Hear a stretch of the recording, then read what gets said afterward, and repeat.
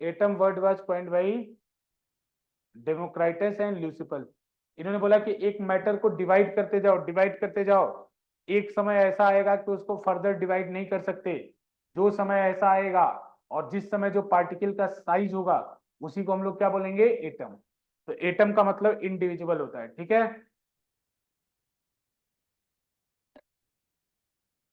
ठीक है। और बच्चों पाकुदा कात्यायन ने सबसे पहले बार नाम क्या दिया था, परमाणु। पाकुदा कात्यायन ने क्या नाम दिया था, परमाणु। लिख लो, पाकुदा कात्यायन कॉइन्ड द टर्म परमाणु। पाकुदा कात्यायन ने किसका टर्म कॉइन किया था, परमाणु का टर्म, ठीक है ना। पाकुदा कात्यायन कॉइन्ड द टर्म परमाणु, ठीक है। डन है। बाकी वो तो हिस्ट्री लिखा था ऊपर जो लिखा था कि महर्षि कणद ने बताया था एंशिएंट इंडिया में पांचों तत्वों से शरीर बना होता है, that is a different thing, ठीक है ना। लेकिन इंपॉर्टेंट बात जो आपको समझना है वो, अब बच्चों देखो दो साइंटिस्ट थे, उनका नाम था लेवोजियर और जोसेफ एल प्राउस्ट।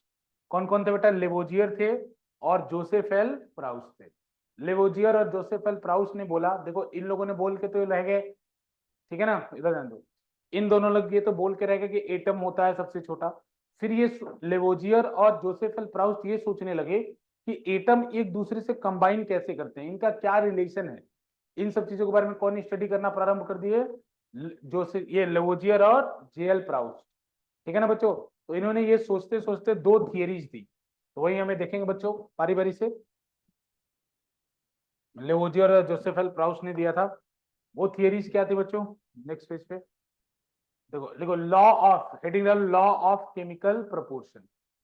इन्होंने दो लॉ दिए थे, ठीक है ना। तो laws of chemical combination heading डालो, laws of chemical combination. Laws of chemical combination में उन्होंने बताया था कि जब कोई भी एटम कंबाइन होगा तो कौन सा लॉ फॉलो होगा, ठीक है ना। तो पहली लाइन लिख लो, लॉ, दो लॉ दिए थे। तो फर्स्ट लॉ दिया था लॉ ऑफ कंजर्वेशन ऑफ मास। बच्चों लॉ ऑफ केमिकल कॉम्बिनेशन में लिख लेना एक बात, इट वॉज डिस्कवर्ड बाई, इसी के आगे लिखना, it was discovered by Lavoisier, it was discovered by Lavoisier and JL Proust.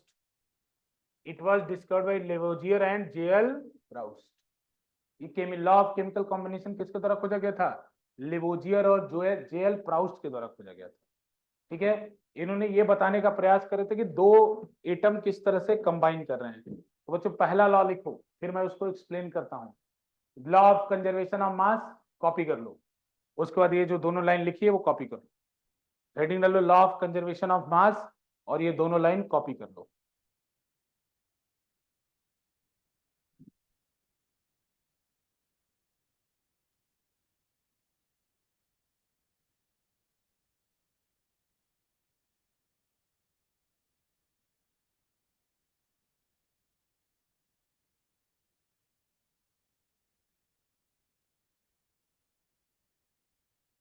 ठीक है, लिख लिया।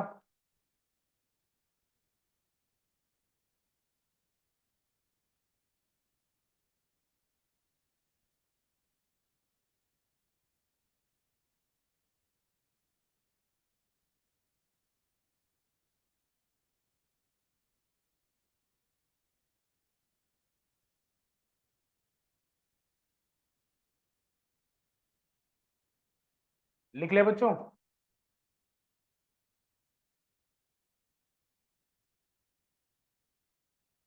नैतिक लिख लिया, Yes, sir. Ashwin, Yes, sir. Done. Okay बेटा ओके। चलो बेटा सुनो ध्यान से, पहला लॉ कहता है कि जब कोई केमिकल रिएक्शन होता है, केमिकल रिएक्शन का मतलब कोई भी दो एटम कंबाइन करके कोई तीसरा मॉलिक्यूल बनाते हैं, ठीक है ना। तो उसको हम क्या बोलते हैं, केमिकल रिएक्शन। जहां पे केमिकल चेंज हो, बच्चों दो तरीके का चेंज होता है, फिजिकल चेंज और केमिकल चेंज। तो आपने पिछले चैप्टर में पढ़ा होगा। तो फिजिकल चेंज क्या होता है, रिवर्सिबल, और केमिकल चेंज क्या होता है, इरिवर्सिबल। तो बेटा जहां भी केमिकल चेंज होता है वहां पे केमिकल रिएक्शन होता है, और वहां पे एटम्स कंबाइन करते हैं या डिसोसिएट होते हैं, दोनों बात होता है।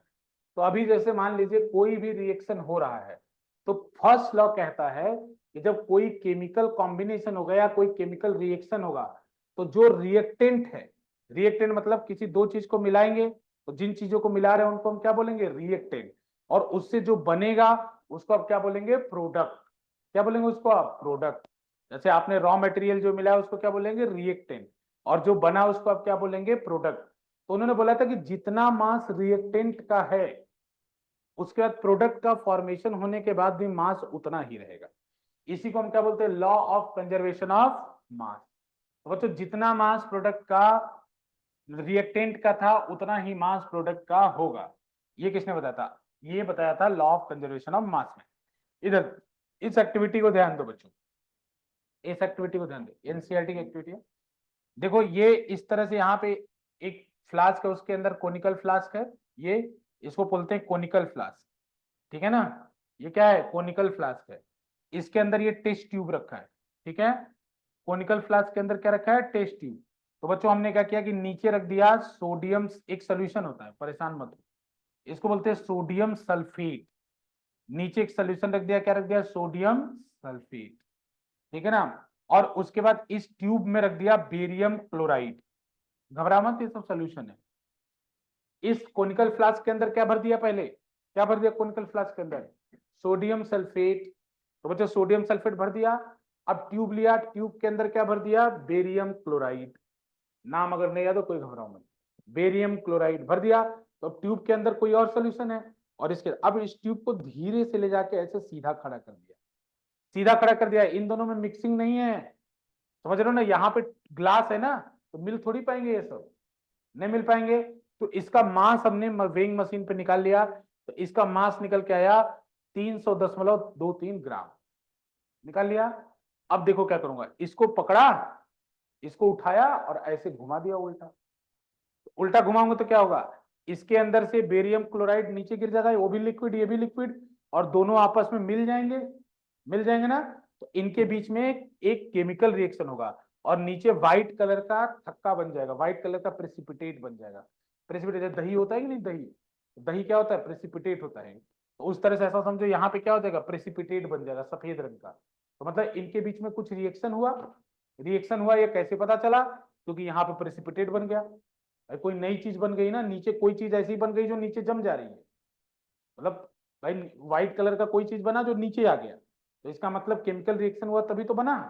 तो अगर केमिकल रिएक्शन हुआ, बना, वो नीचे आ गया, तो नीचे आ गया मतलब कोई ना कोई रिएक्शन इनके बीच में हुआ और ये व्हाइट कलर की कोई चीज बनी। अब देखो ये दोनों ही केस में ढक्कन ऊपर से बंद है, कैप क्या है, टाइट है। तो अभी भी जब मास निकाला गया तो कितना आया, 310, जो मास पहले था, जो मास पहले था। तो पहले जो मास था, रिएक्शन के बाद भी मास क्या रहा, वही रहा। इसी को हम लोग क्या बोलते हैं, लॉ ऑफ कंजर्वेशन ऑफ मास। बोलो क्लैरिटी, सार्थक बेटा क्लैरिटी, सार्थक। Yes, sir. वो माउस का मेरा इसलिए माइक पर ओके ओके बेटा, क्लैरिटी है ना। Yes sir. अश्विन, अश्विन नैतिक बेटा क्लियर है, Yes, sir. अश्विन है नैतिक, Yes, sir, clear. ओके बेटा। पहला लॉ ये कहता है। अब हम लोग सेकेंड लॉ के बारे में चलते हैं। ये एक्टिविटी नोट नहीं करना था, एक्टिविटी मैंने आपको एक्सप्लेन किया, बाकी एनसीईआरटी की ही एक्टिविटी है। इसमें आप लोगों ने देखा रिएक्शन बनने के बाद भी वेट आपका चेंज नहीं हुआ, ठीक है। अब अगला लिखो, लॉ ऑफ कांस्टेंट प्रोपोर्शन। लिखो बच्चों इसके बारे में, law of constant proportion, law of constant proportion, law of constant proportion. ये शुरू की लाइन लिख लो,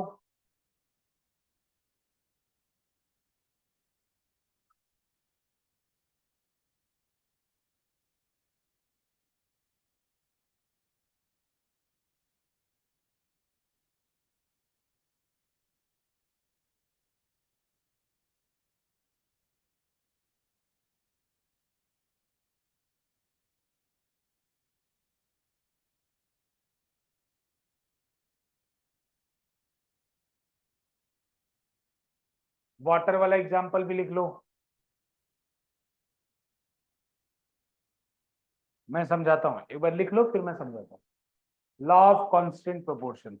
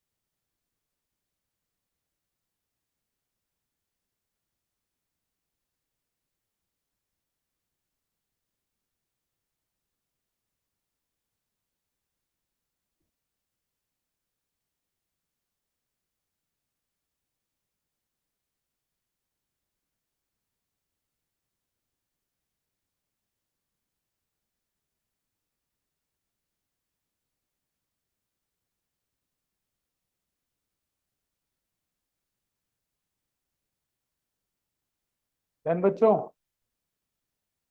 देखो इधर ध्यान से, ये क्या बोलता है कि जैसे मान लो कोई भी दो एटम है, जैसे एक हाइड्रोजन है और एक ऑक्सीजन, ये दोनों मिलके क्या बनाते हैं, पानी बनाते हैं।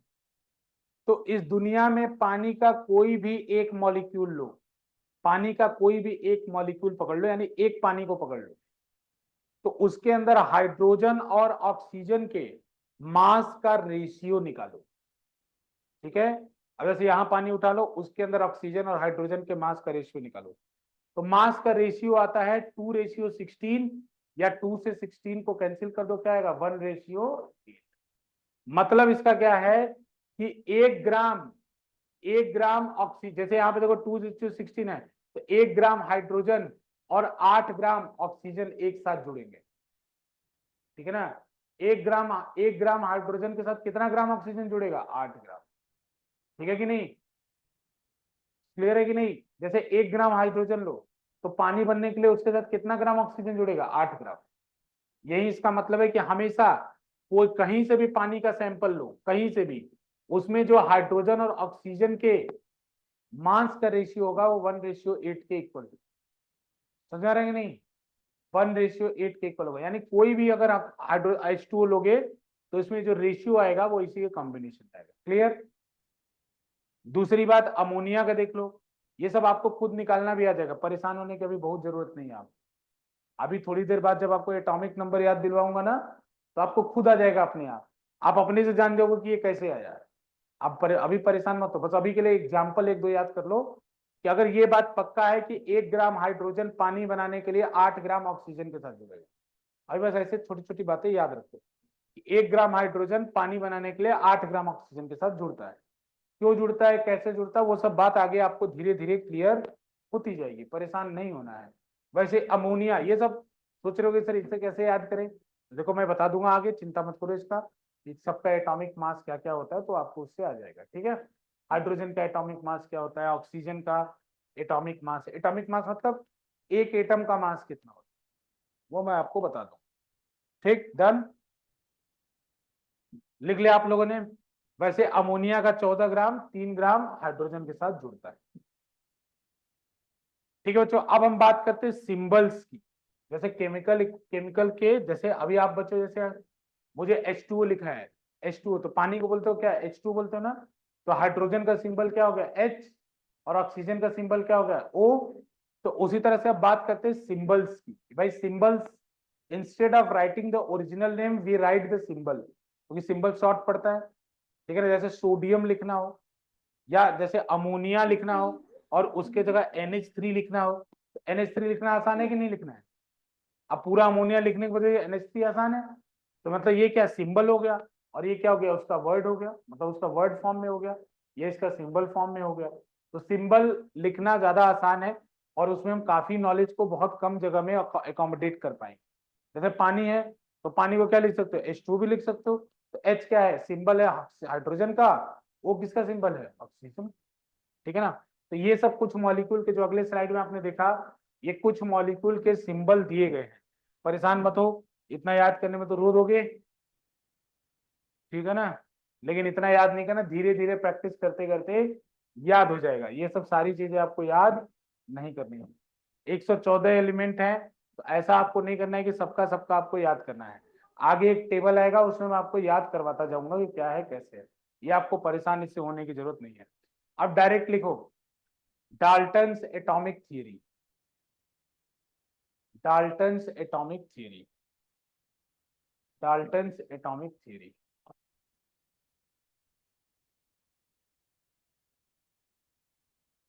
बच्चों पीछे से स्लाइड आई, घबराना मत, आगे फिर आएगी, और आगे फिर आएगी तो उतना ज्यादा नहीं आएगी, वो तो बस आपको दर्शन कराया गया है कि इतने सारे एटम होते हैं एक साथ। बाकी हमें कुछ कुछ पढ़ना है, धीरे धीरे धीरे धीरे धीरे धीरे पढ़ते पढ़ते, जीवन भर पढ़ना है ना हमें, कम से कम 20-25 साल तक तो पढ़ना है ना, तो धीरे धीरे ऐड करते जाएंगे। अभी कुछ पढ़ा देंगे, फिर कुछ पढ़ाएंगे, फिर कुछ पढ़ाएंगे, बढ़ाते चलेंगे, परेशान मत हो, अभी थोड़े थोड़े बढ़ते चलेंगे। देखो बच्चों, अब एटॉमिक थियरी का क्या मतलब है, सुनो। एटॉमिक थियरी की क्या मतलब, जैसे ये तो लोगों ने बता दिया कि सब चीज किससे बना हुआ है, एटम से। जो लास्ट इंडिविजुअल पार्टिकल है वो किससे बना है, एटम से। तो पहली बार एटम के बारे में कुछ एक्सप्लेनेशन किसने दिया था, डाल्टन ने। पहली बार एटम के बारे में कुछ एक्सप्लेनेशन किसने दिया था, डाल्टन ने। तो बच्चों डाल्टन ने कुछ बातें बताई थी एटम को लेकर, ठीक है ना। उसके बाद इन्हीं बातों के ऊपर, जैसे देखो क्या होता है, कोई चीज की खोज होती है, तो खोज होने के बाद क्या होता है, कुछ लोग जैसे किसी चीज को, सर ड्रॉबैक हो जाता है। हाँ, खोज होता है, खोज होने के बाद उसके ऊपर और लोग भी लग जाते हैं, ठीक है ना। अभी तो इन्होंने खोजा ही था, इनका ड्रॉबैक क्या, अभी आगे धीरे धीरे निकलेगा, ठीक है ना। खोज होगा, इनका खोज होगा, उसको किसी कोई गलत करेगा, फिर उनके खोज को कोई गलत करेगा, तो गलत गलत करते जा रहा है, तो पढ़ते क्यों है। देखो, अगर कोई भी खोज होता है तो ऐसा नहीं कि उसकी सारी बातें गलत, ठीक है ना। वो खोज हुआ, उसका हो सकता है 70% बातें सही हो, 30% बातें गलत हो, तो 30% के लिए कोई और एक्सप्लेनेशन, कोई नया मॉडल लेके आते हैं। तो ऐसा बात नहीं है कि उनकी 70% बातें गलत थी, इसीलिए पिछला मॉडल पढ़ना जरूरी है, समझ रहे हो ना। जैसे बोलोगे कि जैसे अभी मैं डाल्टन पढ़ा रहा हूँ, फिर गलत हो जाएगा, जीजे थॉमसन मॉडल पढ़ाऊंगा, फिर गलत हो जाएगा, रदरफोर्ड मॉडल पढ़ाऊंगा, फिर गलत हो जाएगा तो नील बोर मॉडल पढ़ाऊंगा, फिर आप 11th में चले जाओगे तो क्वांटम मैकेनिकल मॉडल पढ़ाऊंगा, ठीक है ना। ऐसे बढ़ते जाएगा, तो अब जब बढ़ते जाएगा तो बोलोगे सर एक ही बार लास्ट पढ़ा दीजिए क्वांटम मैकेनिकल मॉडल, आप बीच बीच में ये चीजें जंप क्यों करते जा रहे हैं, ठीक है कि नहीं।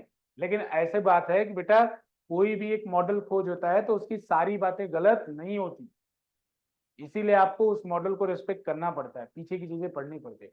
70% बातें सही है, 30% बातें गलत हैं, तो 30% के लिए अलग मॉडल, लेकिन वो जो 70% होता है वो आगे फिर कैरी फॉरवर्ड होता है, उनके मॉडल से भी उसका एक्सप्लेनेशन होना चाहिए, जो उनकी सही बातें थी उनका एक्सप्लेनेशन। इसीलिए हम लोग को पीछे वाले मॉडल को भूलना नहीं, इसीलिए हम चीजों को पढ़ते हुए चलेंगे। तो अब इन पॉइंट्स को नोट कर लीजिए, फिर मैं इनको एक्सप्लेन करता हूँ। Excuse me sir. यस बेटा। आज मानव सर आए, मानव सर। नहीं, क्यों, क्या करना है। पापा पूछ रहे थे जो कि। अच्छा, वो अभी बेटा, वो अभी वो शायद वो गए हुए हैं, आज हरिद्वार गए हुए हैं, अच्छा। ठीक है ना। हाँ, तो मंडे को आएंगे, ठीक है ना। वैसे बात कर सकते हैं कॉल पे, मैं बात कर लूंगा, बोल दूंगा आपके पापा से बात कर, ठीक होता है। इसको नोट कर लीजिए।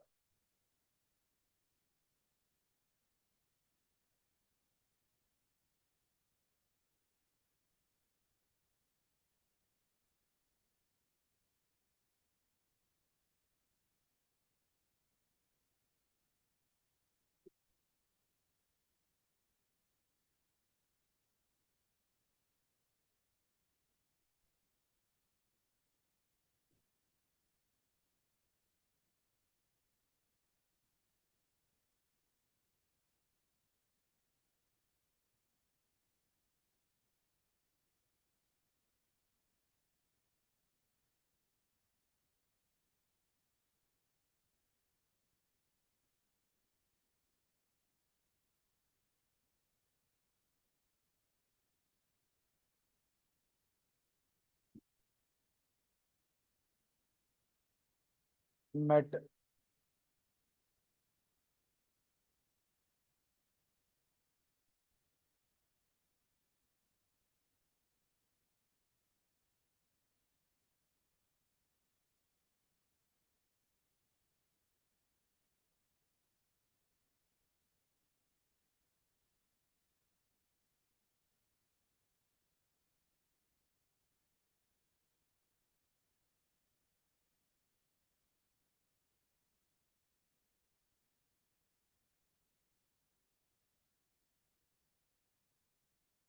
बच्चे ये सब बोलते हैं डाल्टन एटॉमिक थ्योरी के पॉस्टुलेट्स हैं, ठीक है ना, पॉस्टुलेट्स। कोई बात नहीं, छोड़ दो, पॉइंट्स हैं, पॉइंट्स बोलो।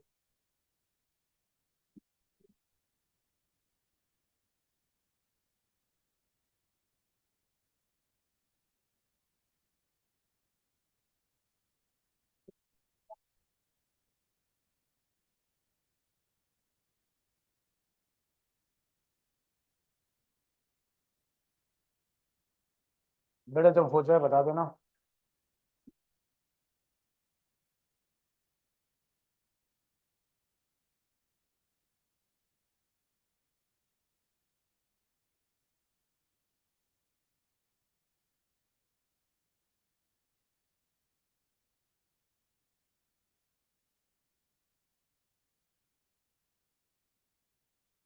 लिख लिया बेटा?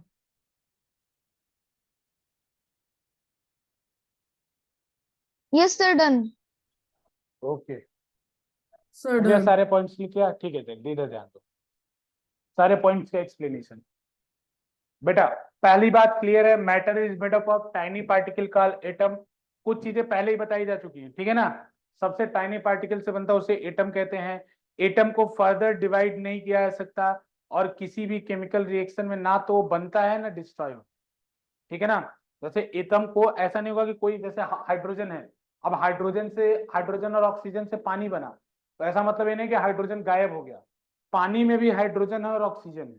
तो इसका मतलब एक बार एटम जो है किसी केमिकल रिएक्शन में डिस्ट्रॉय नहीं होता है, या ना ऐसा नहीं होगा कि हाइड्रोजन और ऑक्सीजन मिलकर क्लोरीन बना दी, ऐसा नहीं होगा। हाइड्रोजन और ऑक्सीजन मिलेंगे तो भले कंबाइन हो गए, लेकिन अभी भी आप उनमें चाहें तो हाइड्रोजन को और ऑक्सीजन को सेपरेटली देख सकते हैं, या उनको फिर से चाहें तो तोड़ सकते हैं भाई। हर केस में तो नहीं, हाँ, लेकिन कुछ केसेस में आप उनको ब्रेक करके वापस से हाइड्रोजन और ऑक्सीजन बना सकते हैं, ठीक है ना, समझ में आया? अगला, एक एलिमेंट का, जैसे अब एलिमेंट अलग अलग टाइप के, जैसे बच्चों ऐसा है ना, जैसे लोहा भी है उसका भी एटम होगा, ठीक है ना, ऑक्सीजन भी है उसका भी एटम होगा, ठीक है, क्लोरीन भी है उसका भी एटम होगा।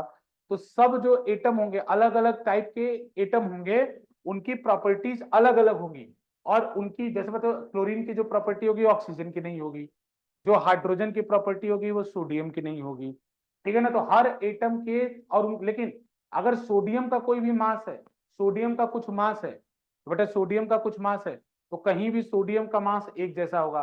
हालांकि ये बात इनकी, ये वाली बात और ये वाली बात बाद में गलत हो गई थी, ठीक है ना, लेकिन अभी के लिए आप ये याद रख लो। इन्होंने ये बताया था कि एक एटम, एक एटम जैसे सोडियम का एटम है, तो हर जगह भी कहीं भी सोडियम मिलेगा तो उसका मास बराबर होगा, और उसकी प्रॉपर्टीज क्या होंगी, बराबर होंगी, ठीक है ना। सोडियम कहीं भी मिलेगा उसकी प्रॉपर्टीज और मास बराबर होंगी, ठीक। अगला, अगर बोला कि अलग, ये तो मैंने आपको इसी में समझा दिया कि अगर अलग अलग एलिमेंट होगा तो उसका मास अलग अलग होगा। अब ऐसा थोड़ी है कि सोडियम के एटम का और आयरन के एटम का मास सेम होगा, नहीं होगा, अलग अलग होगा, और उनकी प्रॉपर्टीज भी अलग अलग। ये तो मैंने दोनों एक साथ ही बता दिया आपको कि मास एक एटम का एक जैसा होगा, अलग एटम का अलग होगा, और प्रॉपर्टी एक एटम का एक जैसा होगा और अलग एटम का अलग अलग होगा। ये दोनों पॉइंट्स तो एक साथ कवर हो गए थे। Atoms combine in whole number ratio to form the compound. अभी पीछे एग्जांपल देखा था कि ये जब कंबाइन करते हैं तो ये मास के होल नंबर से कंबाइन करते हैं। जैसे देखा कि नहीं, अगर हाइड्रोजन और ऑक्सीजन कंबाइन हो रहे तो 1:8 से कंबाइन हो रहे थे, और वो मॉलिक्यूल का फॉर्मेशन कर रहे थे। अमोनिया जब कंबाइन हो रहा था तो 14:3 से कर रहा था, ठीक है ना। तो ये मास के होल नंबर के रेशियो में कंपाउंड का फॉर्मेशन करते हैं। जैसे जो भी H2 है तो उसके अंदर रेशियो कुछ और होगा, अलग अलग कंपाउंड होगा तो उसके अंदर रेशियो अलग होगा। तो देखो बोला गया कि एक तरह का कंपाउंड होगा तो उनके अंदर रेशियो और नंबर ऑफ एटम एक जैसे हो। जैसे पानी कहीं भी लो तो उसके अंदर H2 और O2 का रेशियो सेम होगा, लेकिन इसका मतलब ये नहीं कि पानी के अंदर, पानी के अलावा आप अमोनिया ले लो तो उसके अंदर अलग सेम रेशियो होगा, नहीं, वो अलग अलग होगा। समझ में आ रहा है कि नहीं? मतलब अगर गिवन कंपाउंड है तो उसको कहीं भी देखोगे तो उसके अंदर जो एटम्स होंगे, जैसे पानी के अंदर H2 और O आपको हर जगह मिलेगा। ऐसा नहीं होगा कि कहीं पानी बन गया तो कुछ और मिलने लगा, H की जगह सोडियम आ गया, है ना, O की जगह सल्फर आ गया, ऐसा तो नहीं होगा। पानी कहीं मिलेगा, जैसे अभी H2O फॉर्मूला है तो बाद में फॉर्मूला Na2S हो गया, ऐसा तो नहीं होगा। तो इसीलिए बोला कि सेम टाइप का अगर मॉलिक्यूल है तो उसके अंदर जो एटम का नंबर है और उनका जो एटम के जो टाइप है वो दोनों क्या होंगे, कांस्टेंट। समझ आ रहा है? कुछ बातें याद रखना, अगर सारे भूल भी जाओ, ठीक है। मैं ये बोलता नहीं कि तुम्हें 6 याद हो, लेकिन जैसे एग्जाम में आए तो कम से कम 3-4 कोई भी बता दे, चलेगा कि नहीं चलेगा बच्चों? ठीक है ना, कोई भी याद कर लेना। पहला दूसरा कि टेनी पार्टिकल एटम होता है, उनको बांट नहीं सकते, दूसरा याद कर लेना। तीसरा याद कर लेना कि एक तरह के एटम का प्रॉपर्टी एक तरह का होता है, अलग तरह के एटम का प्रॉपर्टी अलग तरीके से होता है। और याद कर लेना कि जब वो कंबाइन होते हैं तो होल नंबर के रेशियो में होते हैं। बात खत्म, उसका आगे नहीं भी याद करोगे चलेगा। अरे एक रफ आइडिया रखो, फिर उनको अपने शब्दों में फ्रेज करो, फ्रेम करो। एक रफ आइडिया रख के अपने शब्दों में फ्रेम करो। ऐसा जरूर कि तुम लाइन बाय लाइन रट्टाफिकेशन थोड़ी करना है। जो जो बातें पकड़े थे उन बातों को समझो। बताए थे छोटा कण होता है एटम, उसको बांट नहीं सकते, एटम को न तो बना सकते हैं न हटा सकते हैं। केमिकल रिएक्शन में एटम की संख्या सेम रहती है, ठीक है ना, एटम को फर्दर डिवाइड नहीं कर सकते हैं, जब वो कंबाइन होंगे तो होल नंबर के रेशियो में होंगे। एक तरीके के एटम होंगे तो उनकी प्रॉपर्टी सेम होगी, अलग तरीके के एटम होंगे तो उनकी प्रॉपर्टी और मास अलग अलग होगा, एक तरह के होंगे तो उनके प्रॉपर्टी और मास एक जैसे होंगे। इतना रफ रफ आइडिया दिमाग में, रफ आइडिया। मैं ऐसा नहीं बोलता, देखो साइंस रिजिड होके रट नहीं सकते थे, चीजों को तुम्हें समझना पड़ेगा। जैसे पीछे जो दो प्रिंसिपल पढ़ा, तो दो प्रिंसिपल से क्या समझ में आया कि मास कंजर्व रहता है, पहला वाला ये बोल रहा है रिएक्टेंट और प्रोडक्ट का मास कंजर्व, तो दूसरा क्या बोल रहा है कि जब So भी कंबाइन constant होंगे, proportion. हाँ कांस्टेंट प्रोपोर्शन या होल नंबर रेशियो, ये सेम डाल्टन में भी आ गया कि होल नंबर के रेशियो में कंबाइन होंगे मास के। क्लियर है बच्चों, क्लियर? रफ आइडिया रखो, रफ आइडिया। मैं ये नहीं बोलता एकदम कॉन्क्रीट हर चीज याद कर लो तुम, ऐसा बिल्कुल मैं बिल्कुल नहीं बोलता आपको, ठीक है? आगे चलो, ठीक है ना, ये तो बता चुके हैं बच्चों। एटम क्या होता है तो वो सब पहले पढ़ लेना, एटम के बारे में बताया कि ये स्मॉलेस्ट पार्टिकल होता है, इंडिविजुअल। लिखा है कहीं, लिखा है कहीं एटम के बारे में लिखा है? एटम के बारे में कहीं लिखा है आपने अभी तक?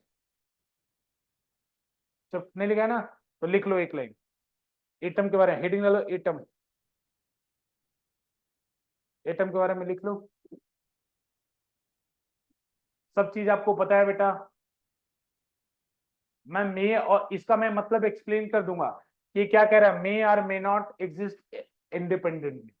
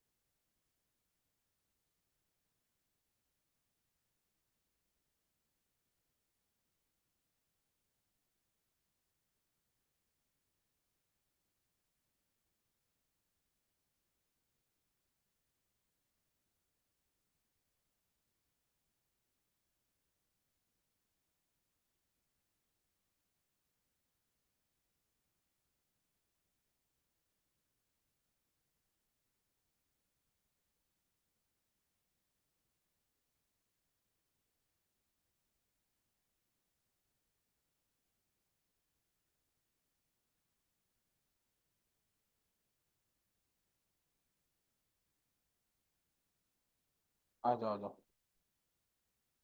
बढ़ जाओ।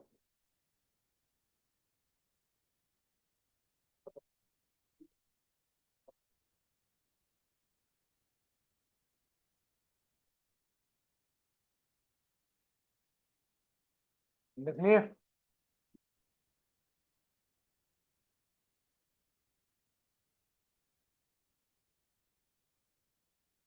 लिख लिया बच्चों? नैतिक लिख लिया?